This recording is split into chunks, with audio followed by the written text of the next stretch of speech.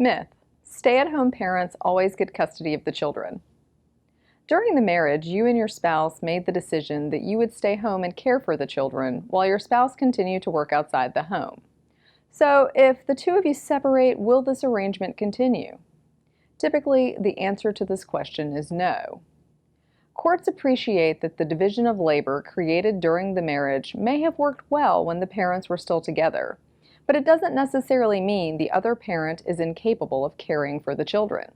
Until such time as a court order or separation agreement is in place which addresses who has custody of the children when, both parents have equal rights to the children. Practically speaking, what this means is that either parent can pick up the children from school and keep them at his or her residence. In order to maintain consistency for the children and avoid potential conflicts with the other parent, it is important to agree upon custody arrangements as soon as possible. Myth: mothers are always awarded primary custody of the children. In decades past, the law was biased in favor of mothers. However, there is currently no presumption as between moms and dads regarding who should have custody of the kids. Rather, the standard is the best interest of the children.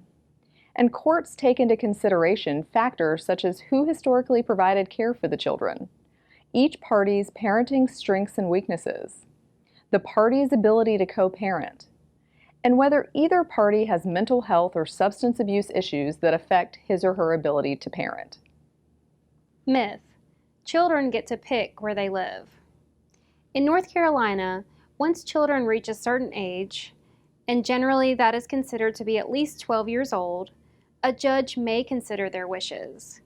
However, their wishes are not binding on the court, and the judge will make a determination of what is in the child's best interest based on all of the evidence. In our practice, we avoid having children testify if possible. Court can be a traumatizing experience for children. There are other ways to introduce evidence of a child's preference, such as appointing a guardian, a child's advocate, or having the child's therapist testify.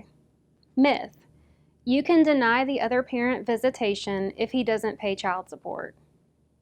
Although many clients think that they can tie child support payments to visitation privileges, it's important to understand that these are two independent issues. For example, if you have not received adequate child support payments, you are not entitled to deny the other parent visitation with the children. On the other hand, if your ex or the other parent is denying you from seeing the children, you are not entitled to unilaterally suspend your child support payments.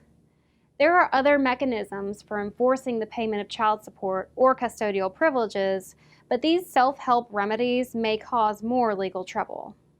Myth: if your spouse cheated, you get custody of the children. The only way a parent's infidelity is relevant to custody is if his or her actions directly affect the children. For example, if the parent is bringing strangers to the home or spending significant amounts of time away from the children to carry on the affair, these actions may be relevant to custody. At the end of the day, cheating does not necessarily make someone a bad parent in the eyes of the court.